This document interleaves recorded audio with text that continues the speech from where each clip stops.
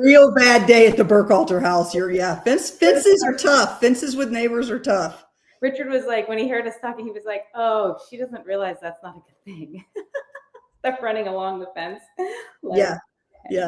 Okay, so I've been saving this to talk to you about because so you encouraged me to start watching The Bear. Yeah. Show. And have you watched any of season 4 yet? No.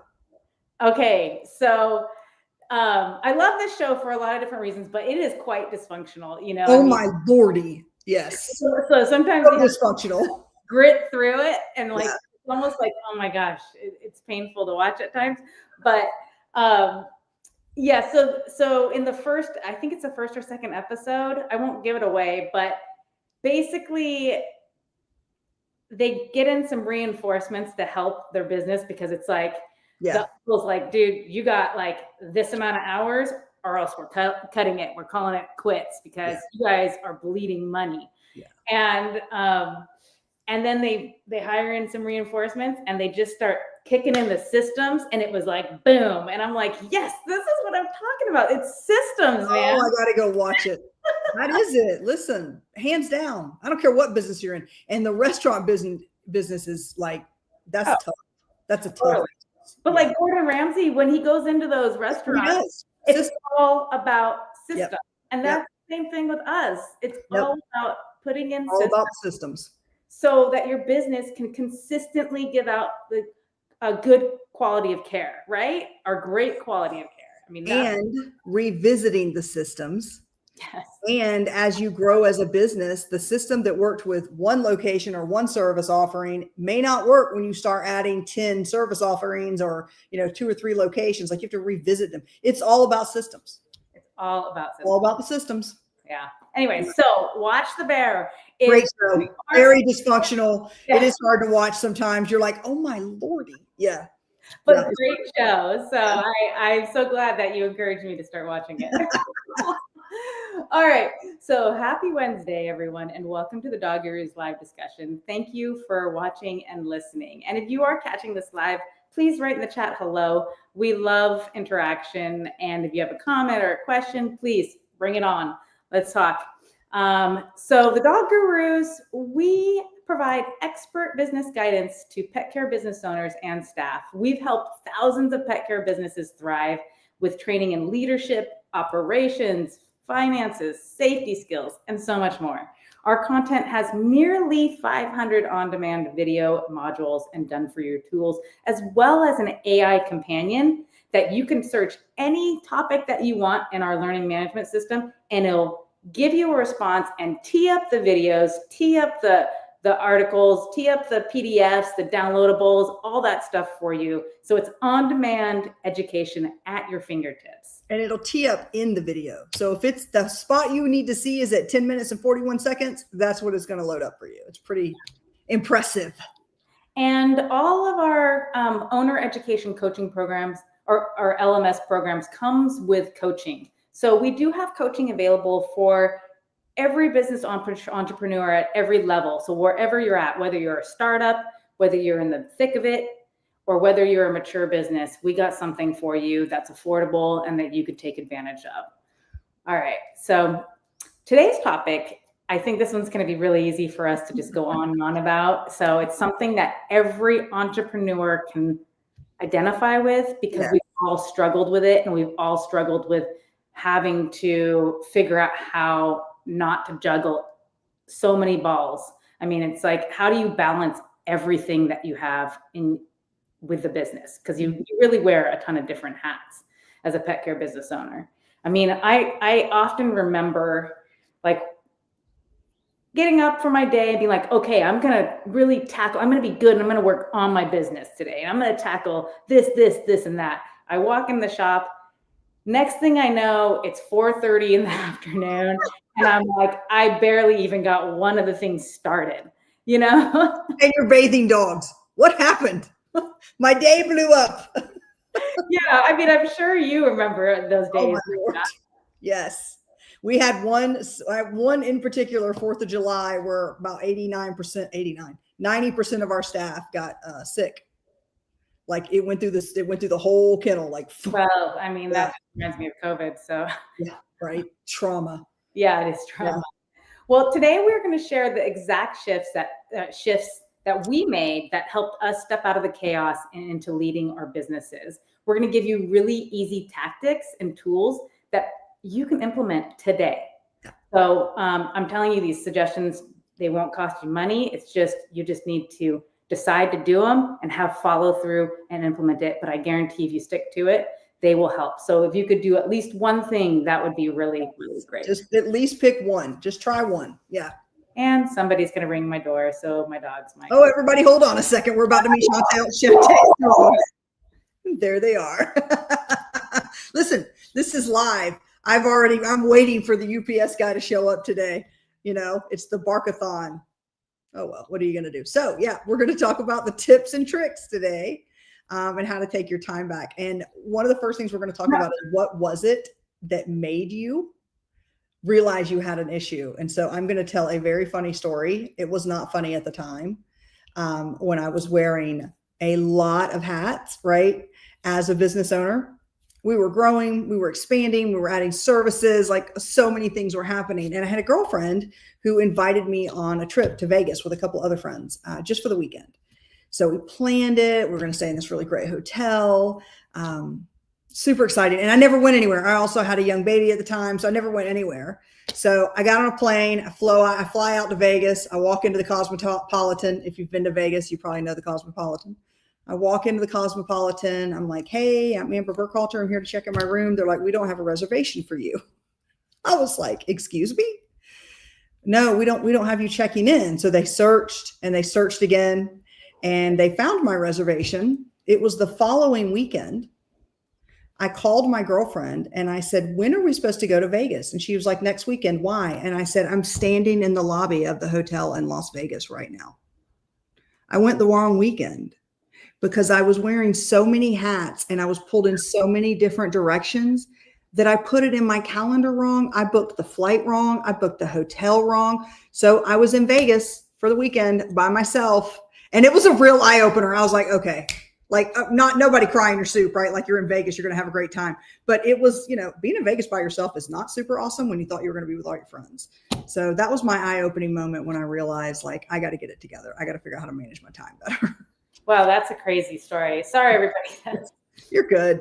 It was like a salesperson at my door, and yeah, it just wouldn't have been a good situation.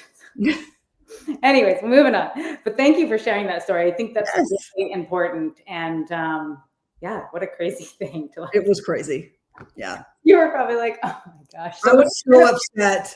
Did you end up like hanging out, or did you just turn around? I stayed overnight. I stayed 2 nights because I'd already paid for the hotel and I couldn't get my money back. And then I went home. But the worst part of it was I didn't go with my girlfriends. I couldn't go back the next weekend.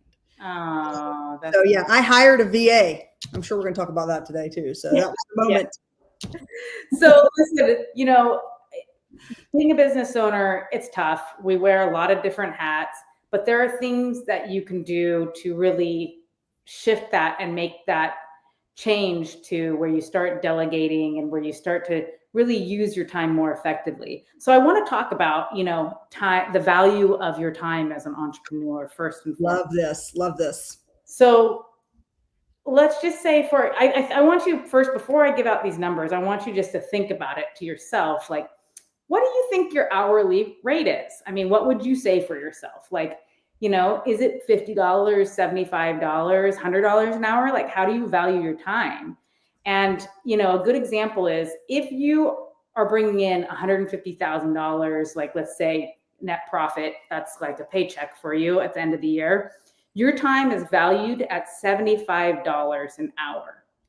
So if that's the case, then I want to ask you, how are you spending your time during the day?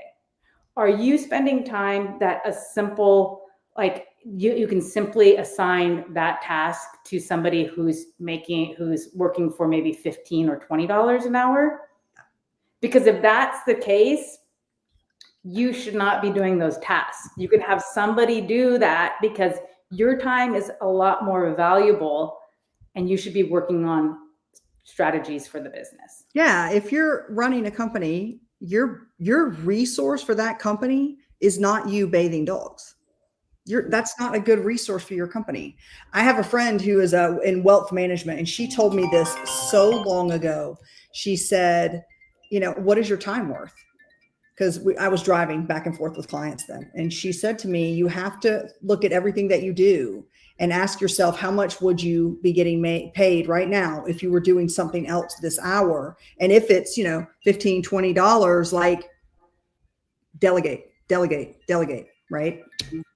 And I know that when you're first starting out, if you're, within the first year or two of your operations, yeah, small, that's different. I understand that that's triage.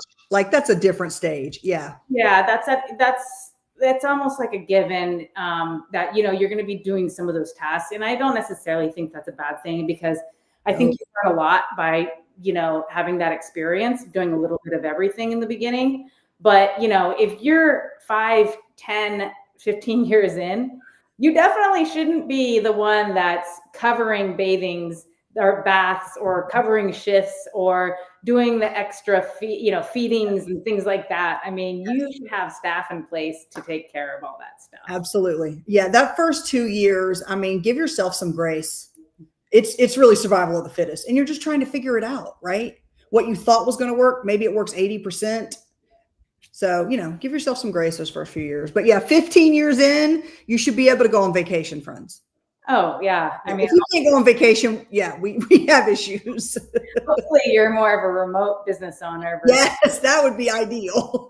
And I think that's everyone's goal at some point, is to take a step back and let the business run itself. Absolutely. So the only way that happens is that you have to be able to delegate effectively.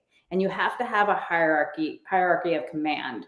So that way, everybody clearly knows what they're responsible for, and maybe the lower leveled staff know who they're supposed to talk to, and then it runs up the chain of command. So that, decision tree, friends, you have to train your staff on a decision tree. Who makes what decisions, and who do I go to make those decisions? And what is the best handout? I don't care how you have it. If you have it in the computer or print it out and hung in the staff room for a company, an org chart, right? Where's your org chart? That's what I was going to say. I think that's huge. When I actually put my org chart together, I pinned it in the lunchroom. Yep. And as we were onboarding our new staff, we went over the org chart and said, here's your department. Here's who you speak to when you're learning and training, or you have an issue. They will speak to this person, and this person will speak to this person. Because the other thing with that org chart, you also don't want to just, peace out of the shop. And then your GM is stuck in the situation that you were stuck in before. Yes. You want to set up your GM for success and make sure they're not flooded every day, and they have time to work on the business items that you've tasked them to, like tracking the KPIs and things like that. Absolutely. Yeah. You don't want to make a mini you, right? You don't want them still trying to wear all these different hats. They should also have a filter, because there are stages and there are levels of what needs to be addressed in a business. Mm-hmm. Right. Correct. Yeah, correct. All right. So the next thing that I want to talk about is tools and tactics to stay on top of it all. So there's a number of different things that you could do. I mean, look, nowadays we have so many different options with apps and sources with AI and all this stuff. Yes. But I think one of the best tactics that you can do is just simply block your calendar off for time to work on the business. And if that means that block of time you're working from home. I was about to say that block of time. For me, I don't know about you, Shantae. For me, once I crossed into the shop, and it wasn't even my staff. It was me, right? I would see something, you know what I'm saying? It wasn't even my team. It was me. So that block of time, you're working on the business, you probably want to work out of the building. Right. I mean, listen, that's the only way I was able to start to work on my business. I really had to be okay, I'm only coming in 2 days a week. And, I felt guilty about that, because I felt like I was cheating my staff out, or like I wasn't like as good of a boss as possible. But in all actuality, my team was like, yes, please go. No, right. They're like, bye-bye. Yeah. But I was worried about, are they going to make the right decisions and stuff? Yes. And you know what? They didn't always make the right decisions, but they needed to go through that process to learn, because then we just talked it through and it was a coaching opportunity, or they got really good at just like, hey, what do you think about this? This is what's going on. What do you think about it? I think that's a great idea. And once I built their confidence and they knew that they were making the right decisions, that process of asking me and coming to me to like reflect on it, that slowly went away, Yes. I think you make a really important point, which is sometimes there's some learning that has to happen in the fire, right? Like, we're going to coach you what to do with an upset client. How do you handle it? These are the steps that you're going to take. This is at what point can you do what, right? Like, how much freedom do you have?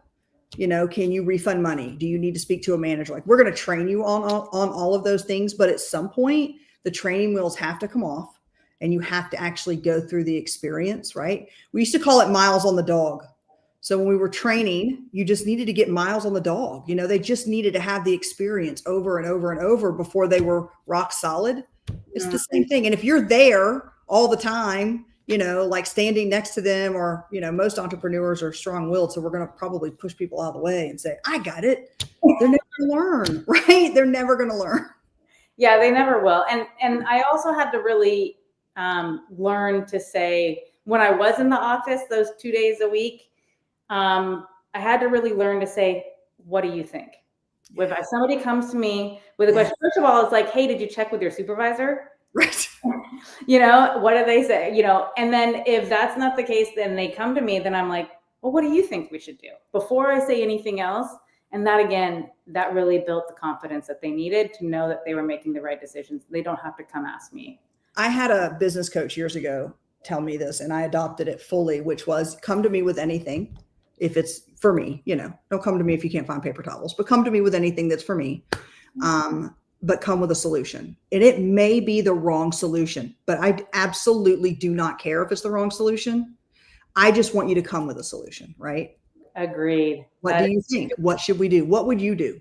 Yeah. Right? What would you do in this scenario? What would you want as the client? If this was your dog and this was happening, what would you want? Right? Yeah. And usually that's the right decision on how it is. Yeah.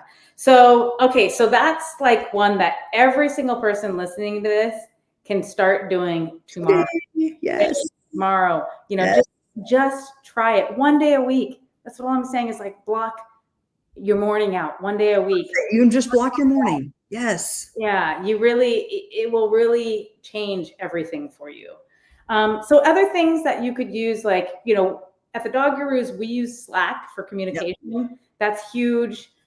We use Monday.com for project management. At my shop, we use Trello. I love Trello because you can make Trello. Yes, I know. It was sort of like scrapbooking for business. I loved it. I love scrapbooking, but yeah. I even use Trello to like plan my vacation. And so every day we'd look on, okay, what's today's board? And it would even have like our hotel that we're going to, pictures and the links and everything. I love that. I loved it. That's awesome. My husband was like, yeah, that's taking it a little too far. So we'll have to organize. So other things that I would really recommend of tools and tactics to use to kind of minimize that chaos is to really start tracking those KPIs, those key performance indicators. And, I actually don't believe that the owner should be tracking them. I believe the department heads should be tracking their own KPIs for their own department and filtering it to the GM. And then the GM should be reporting that to you on a weekly basis. Yeah. Of what's going on. So I think if you have that rhythm of what you're doing, then I think that gets everybody, it gives them accountability, but it also kind of ties everything together, that what they do matters. They can see it. Yeah. Yeah. Well, I love that piece of matters, right? You have to connect the action to the outcome. It also, by the way, because I'm going to bring this up because I always bring this up, it improves your retention, right? If your staff can see what they do and the outcome of that and how it impacts the business, they're more likely to stay. Right? That's huge. Yeah. Huge. I mean, it does. Yeah, I think they just realize like they matter. I mean, and plus every single member on the team, even the person that's just maybe they're just starting out and they're just cleaning the enclosures, like that's a really important job. That matters. Yes. Yeah, I know. We used to have people like, well, I just clean kennels. And I remember our whole team would be like, you don't just clean kennels. That's infectious control. Like that's a huge piece of our success here, right? There is no little job.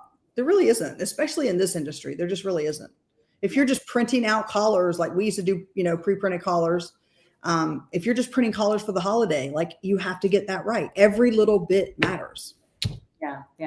And I also think that you could assign a key performance indicator to almost everything. If you're going to try something new, figure out how you're going to track it and what you're going to look at to see if it's successful. Like, how are you going to qualify it being a success? Yes. I think you really can do that with anything. It doesn't always have to be financial based. No, I agree 100%. Like, what is randomly, like, did we, did we sweep the floor by 4:00 to make sure our pickup clients didn't have dusty floors? That's not a financial metric. Did we do it 4 days out of 5? Great. You know what I mean? You can put a KPI, and I love KPIs because it makes it's like checking a box on a to-do list to me. It's like, you did it. Yay. Yeah. And the last thing that I would recommend that's really easy tactic is just to have daily huddles. Yes. I think we've been recently talking about that. For my business, we had huddles 3 times a day. It was so did we. Beginning right when everybody got there, midday, and at the end of the day. Yep. But also, so daily huddles and then weekly leadership meetings. Yep. So if you do, decide to start working from home a couple days of the week, or even more, maybe, then, those weekly leadership meetings are so important. So when I first started out by taking 2 days a week, and then I flipped it and I only came in 2 days a week, and I spent the rest of the time at home. And I only met when I did come in, it was just for a short block of time to meet with my leadership team to discuss things. And you scheduled it, didn't you? Like that meeting was scheduled every week. Same time, every week, and everybody just knew. Yeah. But I would still come in and say hello to everybody and walk around because you have that touch point with your staff. No, that leadership meeting and personal advice, and Shantae, I don't know if you had this experience. We never did leadership meetings on Mondays. Because if something had happened, it was a weekend, right? So if you came into on Monday, there was usually things to like tidy up, or we had sick dog or whatever. But Tuesday, 11 a.m. every week. Yeah, it was like Tuesday or Wednesdays. Those were kind of like the days that we would choose. But also it allows you to also come in and just not be interrupted. Like if they know, okay, I'm going to save it and talk and discuss this thing at the weekly meeting. You won't be interrupted so much during your week while you're trying to get the other things done. Yeah, because they know they can bring it to you then. Right. They learn to wait until we're all, and also the midday huddles, all the 3-day huddles or 3-a-day huddles, it has the same impact, right? Because your staff knows, oh, you know what, we're all going to be together in 20 minutes. I'll wait till then. Yeah. Correct. Okay. And then the other thing that I was going to mention is having the mindset shift from doer to leader. Yes. And that is probably the hardest thing. Yes. Because you and I are very similar. Like, you're right. When you said in the beginning of this talk, it was you that was jumping in and just trying to take over. I mean, that's my personality too. I hear something going on, a customer saying this and that, and I'm just like, what? And I'm like being freaked out, but you really do have to change your mindset on that. And you need to be a leader versus a doer. You got to just really restrain yourself. You really do. You have to, and it, for me, and I think it was for you as well. We've talked about this some, the difficulty is that you almost feel guilty for not doing it. It was very difficult for me to not help what I saw helping, right? Or step in or fix it. And then when you start like standing back, you almost feel like you're not doing your job in the beginning. But then when you start leading and you start seeing the impact on your business and your team, then you realize, oh, wait a minute, this is my seat now. This is where I sit now. Yeah. It's I think it can be eye-opening, because once you also start to see the wins that your staff is having, I mean, like for me, I realized I was the one holding my team back. And often that's the case, isn't it? Yeah, I mean, it was like, oh wow, hold on, I was the problem, not them. Yeah. Me, it was under my control. Yeah. Because I was too controlling. Yeah. Because you wanted to give the client the perfect experience, right? Yeah. You didn't want anything to go wrong. Yeah. So, and what helps with that? It's probably still very controlling. Sorry. Remember? Systems. Oh, yes. Systems. Sorry, we were talking over each other. We were. Sorry. Okay. Yes, it all comes back to systems. Always. Like full circle. Everything is a system. So these are little things that you can do. All right. So let's do a recap. So some of the things that we recommended was to know your numbers. So start tracking your KPIs so you can really have a good grasp of the health of your business, and it creates ownership and accountability among your team. Also build hierarchy. So that means delegating effectively, clearly having the roles and responsibilities laid out, so every team member knows who they should go to, and who's in charge, who's the lead, who are the leadership amongst the team. And the other thing was use tools and tactics that we suggested, and have that mindset shift. So that's kind of a quick recap on what we talked about. So if this hits home with you and you want to talk to us a little bit more about how you can create this shift, DM me or reach out via email or in the chat. I'll respond very quickly to you, but reach out. We also have a program called Profit Network, and that is our coaching program where we assign, it's one-on-one coaching. And this is, all these things that we talked about are very much what we help many of our customers with. So it's a great program. You get access to everything that we own as far as our education vault and our staff training systems. It's wonderful. All of the coaches, we've all owned and operated our own businesses. So you'll be talking to people that actually have walked the walk. Yep. Right. So, okay. Last thing I will say is that please, if you have not done so, join our Facebook group, Grow Your Pet Care Business. And let me go ahead and put it in the chat. I just have 2 rules, and that is no selling, and you have to be nice. So be kind, please. Let me put it in here. And go watch The Bear if you haven't seen it. Go watch The Bear. You'll love it. Prepare to be uncomfortable. All right, everyone, have a wonderful day. Bye, everybody.